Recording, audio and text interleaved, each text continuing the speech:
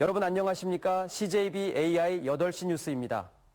길을 걷다 보면 콘크리트 재질로 만든 분홍색 맨홀을 종종 보셨을 것입니다. 그런데 이 맨홀이 오래돼 뚜껑이 파손되고 안전사고가 잇따르면서 교체 작업이 이루어지고 있습니다. 박원 기자입니다. 잘 걷던 남성이 갑자기 철퍼덕 넘어집니다. 지난해 12월 부산에서 인도에 설치된 맨홀을 밟았다가 맨홀이 부서져 빠질 뻔한 겁니다. 2년 전에도 경기도 연천에서 맨홀 뚜껑이 파손돼 행인이 다치는 일이 발생했습니다. 사고를 유발한 맨홀은 분홍색으로 된 이른바 조화 맨홀입니다.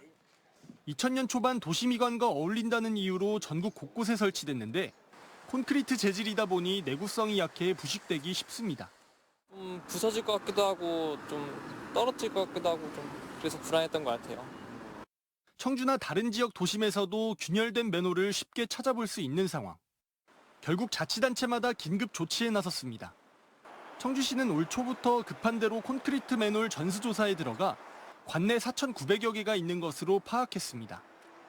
당초 올해 4천만 원의 맨홀 관리 예산을 책정했었지만 추경을 통해 예산을 추가 확보해 철제 맨홀로 바꾸는 작업을 시작했습니다. 올해는 당장 5억 정도 예산을 확보해서 급한 것부터 우선적으로다가 정비할 계획에 있습니다. 철제 맨홀로 교체하는 비용은 한 개당 40만 원가량으로 알려졌습니다. 도내 일부 지자체도 전수조사에 나선 가운데 대부분 3년 안에 전면 교체하고 추락 방지 시설도 설치할 계획을 밝혔습니다. CJB 박원입니다.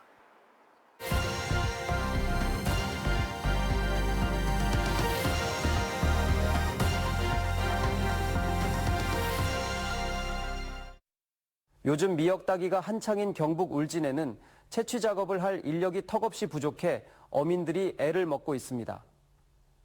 울진군이 이를 해소하기 위해 제주를 제외하고 처음으로 해녀 해남 학교를 열었는데요. 그 현장을 TBC 양병훈 기자가 다녀왔습니다.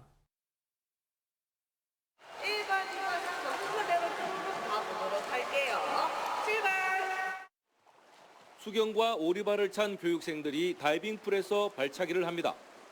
몸을 90도로 굽히며 물속으로 내려가는 잠수, 덕다이빙도 합니다. 최근 울진군에서 문을 연 해녀 해남학교의 수업 시간입니다. 제주가 아닌 곳에서 지자체가 해녀 해남 교육을 하는 건 처음입니다. 요즘 시대에 누가 힘든 바닷일을 하고 싶을까 했는데 결과는 정반대. 이번 교육의 정원은 30명인데 9명 넘게 지원해 3대 1을 넘는 경쟁률을 보였습니다. 항공사 승무원으로 하늘에서 일한 적이 있습니다. 그래서 신랑이 추천하기를 이제 하늘에서도 일을 해봤으니 바다에서도 일을 해보는 게 어떻겠냐고 이제 추천을 해서 시작하게 되었습니다. 막상 해보니까 물이 너무 좋고 이곳에선 전통적인 잠수가 아닌 산소통 없이 전문적으로 잠수를 하는 프리다이빙 기술을 가르칩니다. 호흡법을 익히면 3분 넘게 물속에 있을 수 있고 귀의 압력 평형을 맞추는 이퀄라이징도 할 수 있어 만성 두통을 일으키는 잠수병을 막을 수 있습니다. 인명구조 교육도 함께해 해상 안전사고에 대처하는 역량도 높입니다. 울진군이 학교를 연 건 특산물인 미역을 비롯해 해산물 채취 작업을 할 인력이 부족했습니다. 한때 100명을 훌쩍 넘었던 해녀가 지금은 20명 남짓에 불과합니다. 이런 교육을 통해서 어촌계에 일자리를 제공한다면 부족한 일손을 채울 수 있고요. 또 개인에게는 굉장히 고소득의 일자리를 제공해 드릴 수 있습니다. 울진군은 다른 지역에서도 문의가 잇따라 다음 달 수료하는 교육생들을 현장에 투입한 뒤 결과가 좋으면 교육 프로그램을 늘려나갈 계획입니다. TBC 양병훈입니다.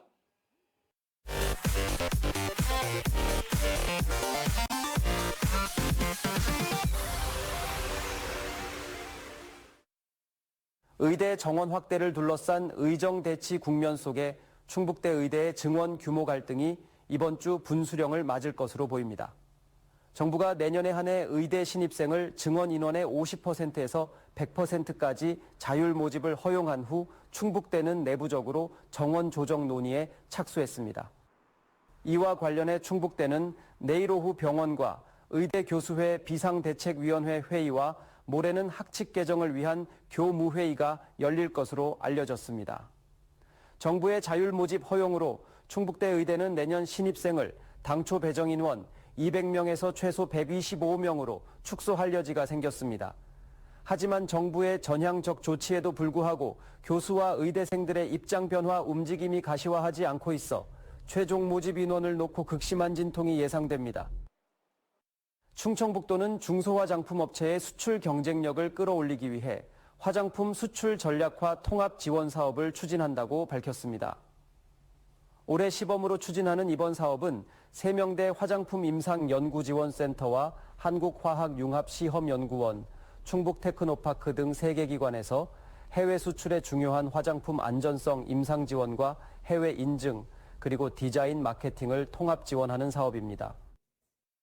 22대 총선에서 승리한 민주당 충북도당의 차기 도당위원장을 누가 맡게 될지를 놓고 지역 정가에 관심이 집중되고 있습니다.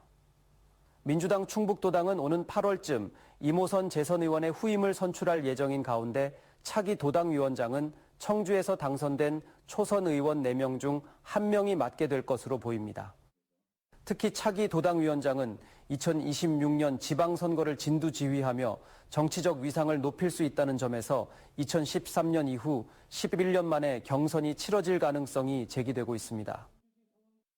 13주 연속으로 하락 또는 보합을 이어오던 청주 아파트 매매 가격이 모처럼 반등에 성공했습니다.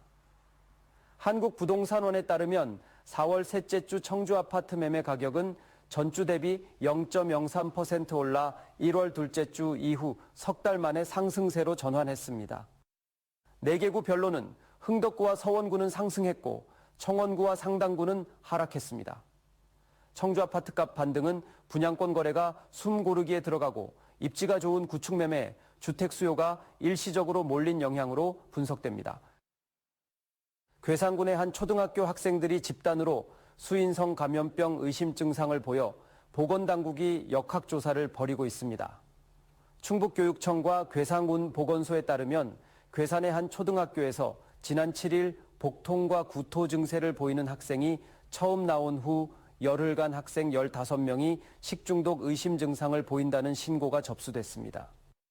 괴산군 보건소는 이들 학생들과 조리사, 급식 조리도구에서 검체를 채취해 충북보건환경연구원에 분석을 의뢰했습니다.